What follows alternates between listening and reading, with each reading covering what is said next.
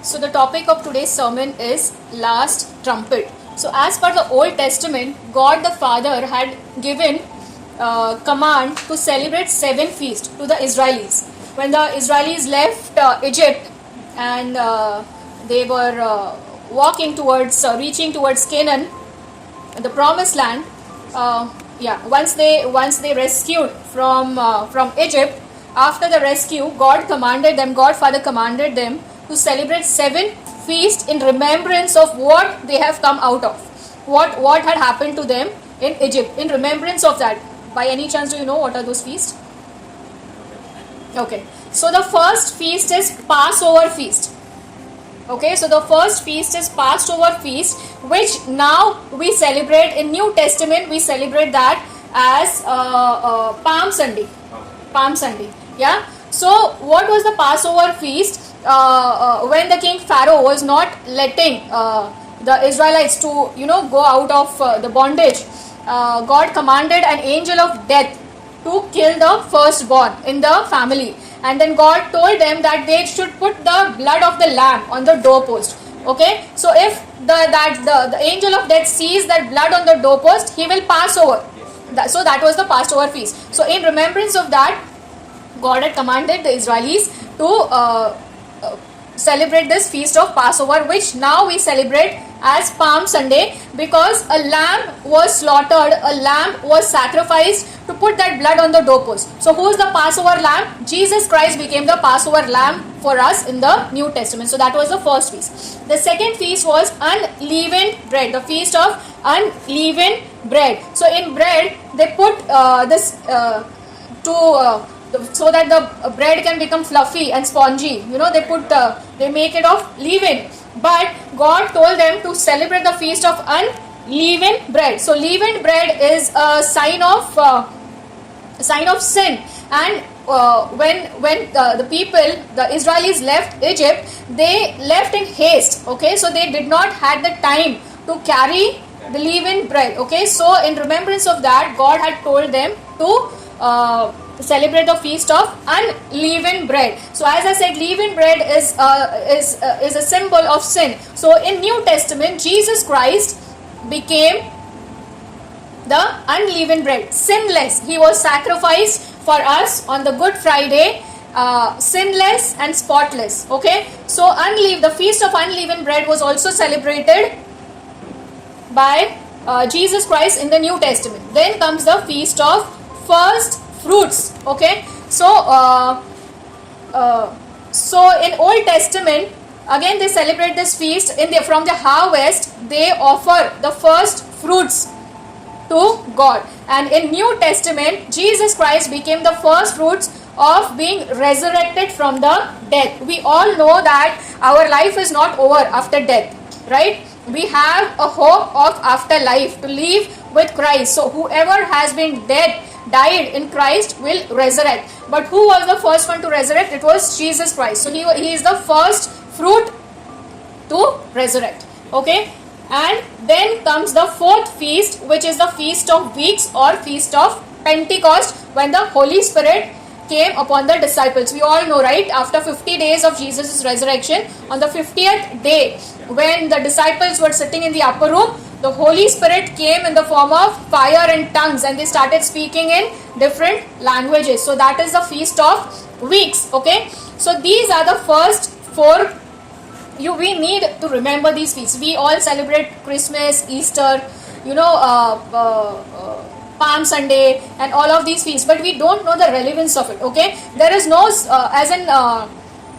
biblically we have not been asked to celebrate these feasts, but God the Father had asked the Israelis to celebrate these 7 feasts in remembrance of what God had brought them out of. Okay, so first of those 7 feasts is, one is the Passover feast, second is the Feast of Unleavened Bread, third is Feast of First Fruits, fourth is Feast of Weeks or Feast of Pentecost. Okay, now these all feasts are from the Old Testament, which Jesus has fulfilled it in the New Testament, because Jesus said that I have not come to cancel the law, but I have come to fulfill the law. So this was the law given by God to Moses and by Moses to the Israelis. Okay, and this law Jesus has fulfilled in the New Testament. He became the Passover lamb. He became the unleavened bread for us. He became the first fruits. And then once he was after his resurrection, and when he was taken to the heaven, he gave his Holy Spirit to us on the day of Pentecost. Now these are the 4 feasts which Jesus has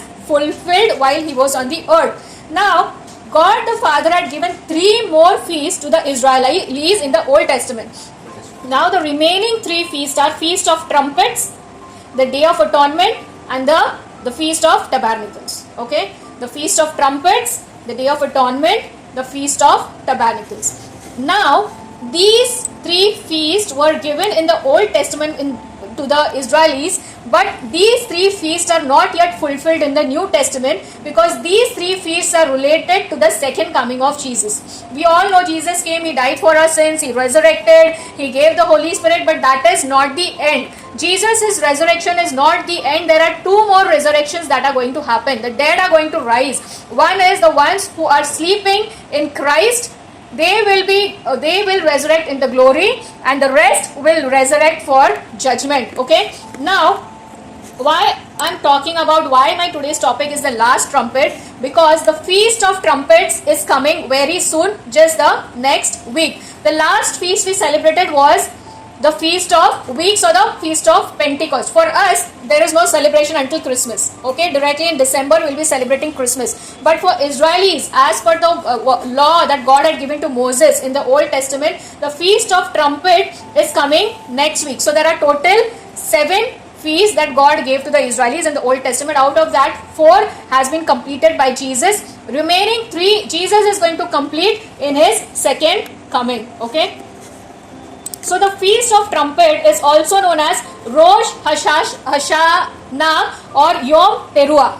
Rosh Hashanah or Yom Teruah. It's an ancient name given to these festivals, wherein they blow the trumpet, remembering the Lord and anticipating his presence. They stop all their work, they gather together, they remember the Lord, and they anticipate Lord's presence during this feast. Now, when is this feast going to happen in 2025? Feast of Trumpets will begin on Monday, which is tomorrow evening. Tomorrow evening, 22nd evening, Monday, and will continue to the evening of Wednesday, 24th. Okay, so the Feast of Trumpets is going to begin tomorrow, which is evening, 22nd Monday, and it will continue till the Wednesday, September 24th evening. Okay, so we'll just read one verse, Numbers 29:1. It would be good if you can read in English. Numbers 29:1.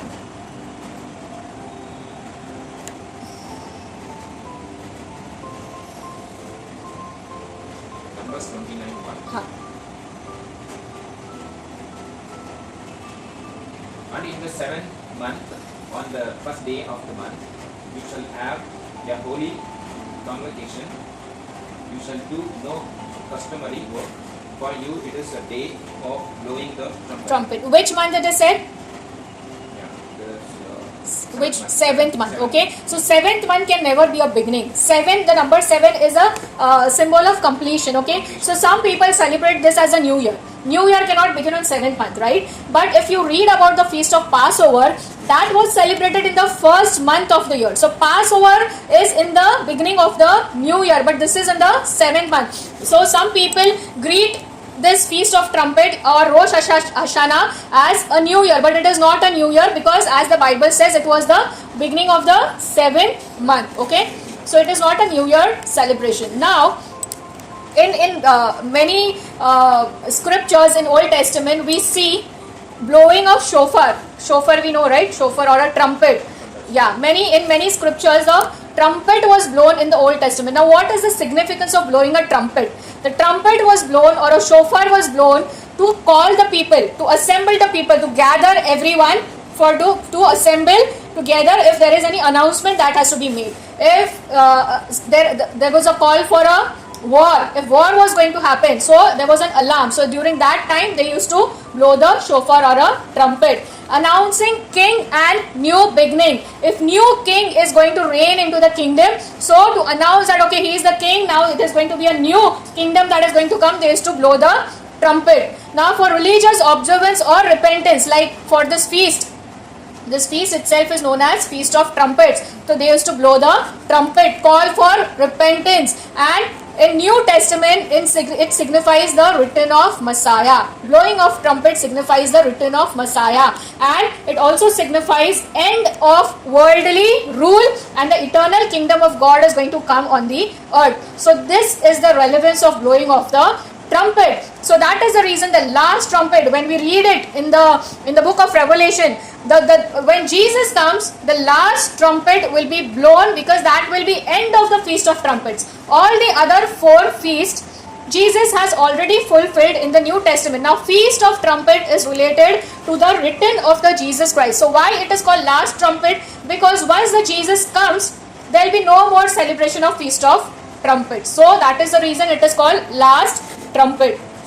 Okay, so the Feast of Trumpet is very important feast that Jesus is going to fulfill like other feasts. Like how he has fulfilled the other 4 feasts while he was alive, he likewise, the Feast of Trumpet is also very important, because that is the sign of his second coming. Now if you check on the internet, many people all over the internet, if you see the reels, Google, there are many prophets, many pastors, they are prophesying, saying that Jesus has given them the vision and the rapture. You know about rapture, right? Yeah, Jesus is going to come, and the people who believe in him, they will be gone from the earth. So they are saying that that rapture is going to happen between these next couple of days, on 23rd, on 24th, which is during the Feast of Trumpets. I told you Feast of Trumpet is starting tomorrow evening until 24th evening.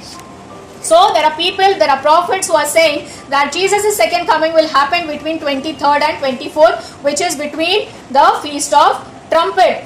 Okay, so some pastors are claiming that they have seen the vision, but what does the word of God says? I will not say that they are completely wrong about it, because it is very much likely that Jesus will come during the Feast of Trumpets, because Feast of Trumpets, it's very much related to his second coming, but we cannot claim the exact date and time. For that we will read Matthew 24, 36 to 39.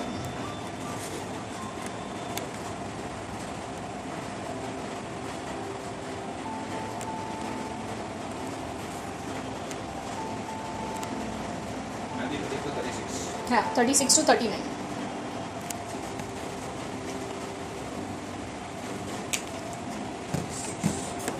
But of that day and hour no one knows. Yeah. Not even the angels of heaven, but my Father only. But as the days of Noah were, so also will the coming of the Son of Man be. For as in the days before the flood, they were eating and drinking, marrying and giving in marriage, until the day that Noah entered the ark, and did not know until the flood came and took them all away. So also will the coming of the Son of Man be. Yeah. So the word says that nobody knows about that hour, not even angels, not even Son. Only the Father knows about that hour and time. But we need to be prepared. We don't know, because many years back also, many times prophet during this Feast of Trumpets, they said that Jesus is going to come. Jesus is going to come. And as I said, it is very much likely, because he has to fulfill this feast like he has fulfilled the other 4 feasts. He has to fulfill the Feast of Trumpet as well. And it is very likely that he comes on the Feast of Trumpet. We don't know if he comes tomorrow evening, or in next week, or maybe after next year, or after a couple of years. But we know the signs. Noah's time, as you read further. During Noah's time also, people were seeing him building the ark, but people, instead of believing in God, people were mocking him. Now also people are mocking. Oh, we are listening about the coming of Jesus. For us also, being a believer, we are listening about his coming since childhood. And we are like, okay, we are just hearing about it. Let him come whenever he has to come. No, we have to take this seriously, and we need to be prepared. Whether he comes tomorrow, whether he comes on 23rd, 24th, next week, next month, next year, we need to be prepared. Because we don't know, we are not sure of the date, because nobody knows that date and time. But we are for sure that he is going to come back one day, and that is going to be sooner than later. Yeah, so we need to repent, we need to be prepared, and with the right relationship with the Lord. So we have to be prepared. So once before I spoke about his coming, that time I said whenever the guests are coming to our house, okay, so we ask them for a time. So for example, if I invite you to my house and if I ask you what time are you going to come, if you tell me 5, okay, but we always go as per the Indian standard time. Yeah, so all the Mumbai traffic and everything we know. So if you are inviting any guest for a party, even if they give us the time, we should not expect them right on the time, okay, provided they are Americans. Americans are very punctual, right? But even American comes to India with all the India Mumbai traffic, even they cannot anticipate and they might be late. But if they say they are going to come on 5, we have to do some preparation. We will not do the preparation after 5, right? If they have given us the time, we will be prepared before time, okay? So even if our Lord has not given us the exact time, but we know for sure He is going to come, so we have to be prepared beforehand. For our worldly guest, if we do so much of preparations, our special guest is going to come from heaven to take us, right? Our groom is going to come to take our bride, so we have to do the preparation. For wedding, we do so many preparations, right? We cannot do the preparation one day before the wedding, right? We do a preparation months before the wedding. So we know that our groom is coming, so we need to do those preparations and set a right relationship with the Lord, and we need to be prepared beforehand. Yeah.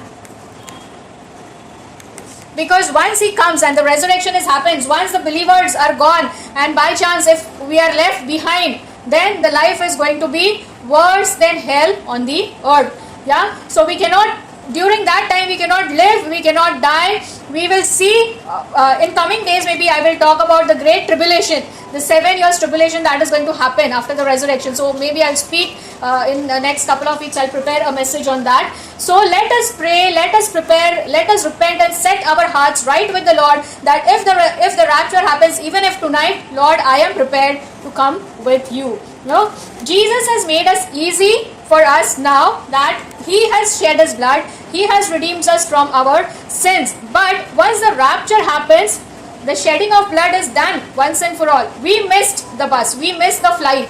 Now the shedding of blood, we will have to pay the price, right? Jesus has already paid the price. We have got the salvation. We have to work out on our salvation. That is the reason we need to spread the gospel, as Sister Sugandha said last Sunday, right? It is our duty that the salvation that we have received, we need to, that experience we need to share it with others. I would certainly like to listen to your entire testimony, how you were saved. And indeed, that will create an impact on others to believe in Christ, the salvation that you have received. So listening to our testimonies, others' lives should be saved.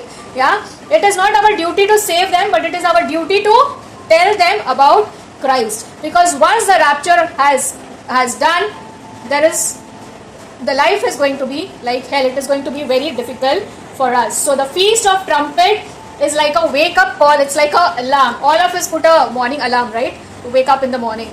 Does anybody wake up without an alarm?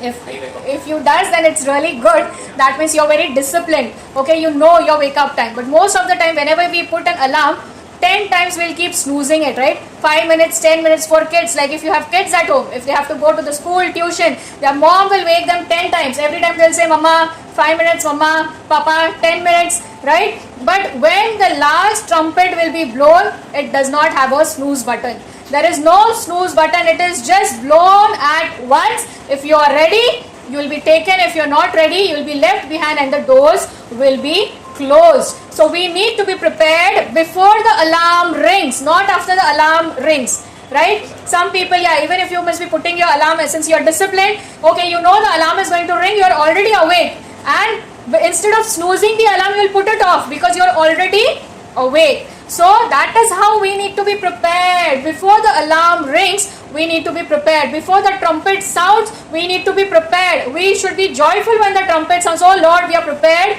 to go with you. Yeah, and how we need to be prepared, we will read that in 1 Thessalonians 4, 1 to 12.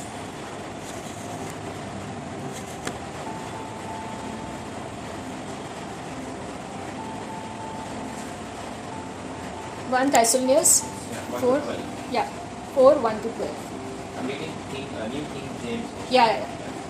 Finally, then, difficult actually for me. New King James. Yeah, I will change to New King James Version. Yeah. It's okay if I NIV? No, don't use Okay, an okay. I will use it. So finally then, brethren, we urge and exhort in the Lord Jesus that you should abound more and more, just as you receive from us how to walk and to please God. For you know what commandments we gave you through the Lord Jesus. For this is the will of God, your sanctification, that you should abstain from sexual immorality, that each of you should know how to possess his own vessel in sanctification and honor, not in the passion of lust, like the Gentiles who do not know God, that no one should take advantage of and defraud his brother in this matter, because the Lord is the avenger of all such, as we also forewarned you and testified. For God did not call us to uncleanness, but in holiness. Therefore, he who rejects this does not reject man, but God, who has also given us his Holy Spirit. But concerning brotherly love, you have no need that I should write to you, for you yourself are taught by God to love one another. And indeed you do so toward all the brethren who are in all Macedonia. But we urge you, brethren, that you increase more and more, that you also aspire to lead a quiet life, to mind your own business, and to work with your own hands, as we commanded you, that you may walk properly toward those who are outside, and that you may lack nothing. Amen. Praise God. Let this verse bring blessings to our life, and we all know, we have been listening that Jesus is going to come soon, and now he is going to come sooner than later, and we need to be prepared. As we read in the verse, what prepared means, we need to live a holy life. What does holiness mean? Set apart. We have been set apart from the world. Though we live in this world, we should not conform to this worldly patterns, but we need to renew our mind. For us, we are a vessel for the Lord. You know, we cook and boil things in a vessel. For example, if a vessel in which we boil a milk, you know, the milk becomes thick, and everything that the leftover gets stick, you know, to the vessel. If we don't wash it clean and we boil the milk in the same vessel, the milk will again spoil. So we have to clean that vessel properly. So likewise, we are the vessel of the Lord, and we need to clean ourselves daily with the holy and precious blood of Jesus Christ, and we need to be prepared, because his word says that in a moment, in a twinkling of an eye, no time to snooze the alarm. Before the alarm rings, before the trumpet is blown, we have to be ready, because at the last trumpet, for the trumpet will sound and the dead will be raised incorruptible, and we will be changed. You know, in a fraction, in a twinkling of an eye, people will be taken away, and of course we will not be like to be left behind. So we have to prepare. We have to prepare our family. We have to prepare our children as we prepare them for school, for office. This is also an important preparation that we have to do for ourselves, for our family, for our society, for our country, that we need to be prepared for that feast of trumpet, for that last trumpet. We'll just make a pray. Heavenly gracious Lord God Father, thank you for this word, O Lord God Father. Lord, let your word penetrate into our hearts, O Lord. Let us not take these things lightly, O Lord, since we are hearing these from our childhood, O Lord God Father. But Lord, we know that this is not your delay, O Lord God Father. You are giving us time to repent and to turn to you, O Lord God Father. We don't know, Lord, whether you are going to come tonight, tomorrow, on 24th or on 23rd, O Lord, or next year, whenever you are going to come, O Lord. Help us to be prepared. Help us, Lord, to be prepared before the trumpet is blown, O Lord God Father. Help us, O Lord God Father, to clean our lives with the precious blood of Jesus Christ, O Lord. Keep ourselves holy, O Lord God Father. Give us the heart of repentance, O Lord God Father. We come with humility before your throne, O Lord God Father, with all the sins, O Lord God Father, with all the filth transgressions and afflictions, O Lord God, Father. Cleanse it with the precious blood of Jesus Christ, O Lord God, Father. Prepare us, O Lord, prepare us, help us to be prepared. Help us to prepare our families, O Lord God, Father.